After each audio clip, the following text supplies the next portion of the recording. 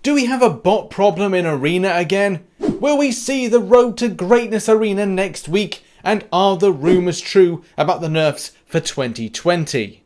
Yes, hello everybody and welcome back to the channel. I've got my Mjolnir here for Asgard. I think that's right, isn't it? We've got a few important stories to go over in the community, even though there's not a huge amount of news. But before this video kicks off, please hit the like button, subscribe if you're new with post notifications on, and... help, I'm no longer worthy, but let's get into the news. This must be a bit of a risk here, just having my head lying against this. I'm fine. Oh, power up. First up, when we start light with this information here. So for a lot of players, they've been seeing glitches from week in, week out of being able to see what the next bosses are for the next set of years on the chapters for the Halls of Heroes event. And obviously you can see here, these are the champions that you're going to face off against in the final week. So prepare adequately for these type of champions you're going up against. Our second story is all about the 2-star arena. If you're not familiar, back a year ago we had this thing called Road to Greatness Arena, which is basically you had 2-star champions and you were able to go into this arena, get at least 10,000 5-star shards, which obviously is an amazing thing to have. But I've been asked quite a bit, especially over the last month, will we be seeing it again? And it seems that I'm not alone. Now, if I remember rightly, and do correct me in the comment section about this, this came out in conjunction with the hit 1 million Facebook followers or likes. I think it was Facebook likes. So I think that was all about a push for that and kind of came out in conjunction with that kind of, well, community idea, community push, whatever you want to call it. But you had to unlock a certain amount. So if they hit Marvel Contest Champions on Facebook hit, I don't know, say it was 750,000 followers or likes, or if it was 800,000 likes, then something was obviously kind of unlocked for that. But there was a point, I think, that Kabam just said, okay, well, you're not going to hit it, but we're still going to give it to you anyway. And I don't know if that was the culmination of that particular thing.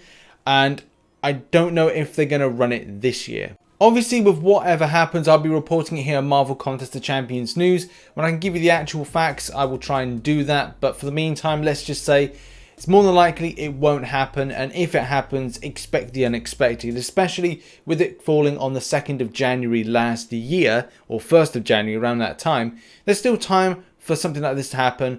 So we'll report it next week if indeed the information drops. Now on to kind of a quick article about something that I've just put out and something that I'll be doing as a little mini series, and that is all about a beginner guide. Now I wanted to do a new player guide for a long time, but due to the fact of like working full-time and not working full-time with YouTube, and now that everything's kind of switched and I work full-time with YouTube stuff, I had a lot more time over the last month and produced a new player's guide. This series kicked off yesterday and has another video which should be posted today. They've got on here like the full list of different videos that are going to be appearing in it, from Act 4 guides, a 2-part Act 5 guide from the uncollected side of things to then going to 100% in completing it, mastery builds, and it incorporates different things and aspects from different areas of the community, from sites, other MCC YouTubers, and brings it into one place. The difference is with the new player guide, I know that some people will say, why? We don't really need something like this now, especially with it being more easy to pick up the game.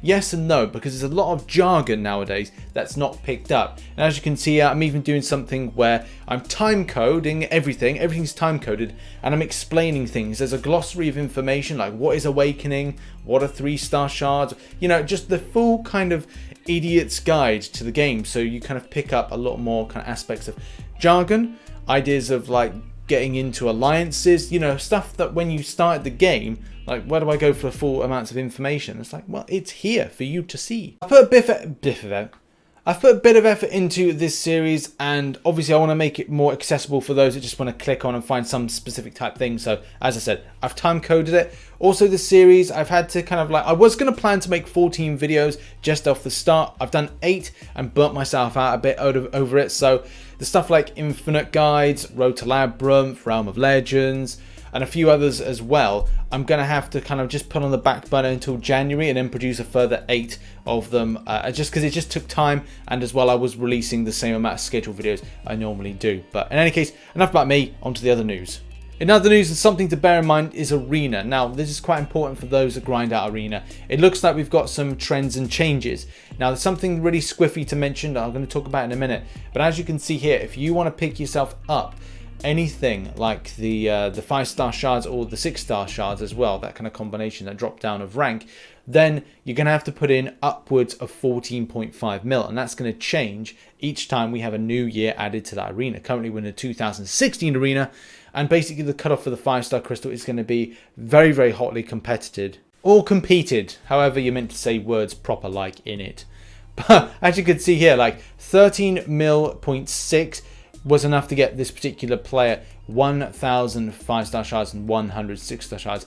Kind of annoying because I think a lot of people would want to kind of like get the better rank. As you can see, it's just above, just out of reach, so you're gonna have to put in a lot more. So because I didn't cover the 3-star, apologies to those that do the 3-star, but the fact is 800k is normally going to be enough for these kind of things. Keep at 800k and you'll be fine. Yeah, just to clarify that point on the 5-star shards, even putting in 23.6 mil was not enough to get that 5-star crystal. Now again, I think this is this case we're gonna have to keep a very vigilant watch for those that want to grind out for that crystal. And I'm thinking that I'm pretty certain I've seen 28 mil get that crystal. So where I put in 20 mil, you're gonna have to put upwards of 30 mil now in order to secure yourself this crystal. And it will get more competitive the more days we go into the end of the month. And this is the point in time where we may have problems again. As I said, there's a bit of scuff, and the scuff is that we have potentially got bots. It's very weird, very suspicious when a particular type of alliance has loads of the same name, but also has like a digit change on several of them. Some people may point this to botting, but at the same time, you know, there's trends with the amount that are in this arena and also the way that they are finishing. So they kind of occupy a good chunk of, you know, getting the rank rewards and the placement. So is this a case that botting has returned? It has apparently been reported, but nothing has been picked up by anybody at Kabam to kind of like, you know, action in. But a lot of the times they don't kind of announce saying, oh, we've just banned this kind of section of people for botting. But either way, the same problem still presents. It's not like the Olympics where if, you know, first and second are caught for doping, that then the third gets, you know, put up to the first and gets the gold medal. The same thing doesn't apply with MCOC, and that's the sucky side of things, because a lot of the time when this happens, those that have been dropped out of the placements actually picking up a champion lose out because they don't get to get the spoils of these people that may have botted. But still, you know, I hope that's something that Kabam can look at in the new year. And yeah, down with botting. Boo. Now probably on to our most important story of the day, and that is this here. Potential changes to very key champions. Now there is going to be some buffs, which are going to be incredibly important, but also there's going to be some potential nerfs, which are not going to be very good. Now we did know about Cull Obsidian back in summer of this year, that he was implemented with, well, let's just say OP-ness at his core. But there's also a big surprise in this, in that Namor is amongst the list of potential champions that are going to be changed, balanced, and unfortunately, using that word again, nerfed. Now how this came to be kind of leaked or kind of mentioned or kind of discussed, it looked like it's come from the Marvel Contest of Champions forum in China, and that's the release notes page, which we get an edition of, we get to see, but why wasn't this put in ours? I'm not a massive fan of the them and us mentality of this, especially seeing that they are able to be told the full scheme of champion changes. I mean, yeah, granted, apart from Namor, we knew those champions were going to be changed. It's out there for everyone to see. They said about Cull Obsidian being changed, and we covered this in Marvel Contest of Champions news back at the end of the summer. But when it comes to Namor, that's a champion that, let's face it, we're all being kept in the dark about, to be let know, like, well, what's happening with that champion? Like, why is it on the list? And even looking at this here, this is what I assume to be the same thing that was put out as a news thing. Like, well, this misses anything saying Namor is one of those champions that are going to be changed. And I hope that the translation is correct, because even though it says Nemo, I'm assuming that again is the correct translation to being Namor. I've been looking as well to try and see if I can find the information of when the last time champion changes were mentioned, especially like saying like which champions were actually going to be changed. There's so many different posts about it saying like, we're doing something, we're not doing something. These are champions covered, and I think there's another one, not just this one here, but there's another one kind of stating the fact that Color Obsidian is going to be changed, but nothing to mention Namor. So we kind of left in the dark. This is very much kind of like, should it have been announced on both types of platforms in both different countries first at the same time, even to kind of give us an idea that this was happening, rather than kind of going like, oh yeah, changes are coming, we'll announce it soon. The final say on the matter with this forum thread being closed is this. As we said, we'll be sharing all the details about the upcoming balance changes with you very soon. Please be patient and try not to jump to conclusions before the details are shared from us. Thank you. Now, my biggest issue with the situation is how I started off this particular article.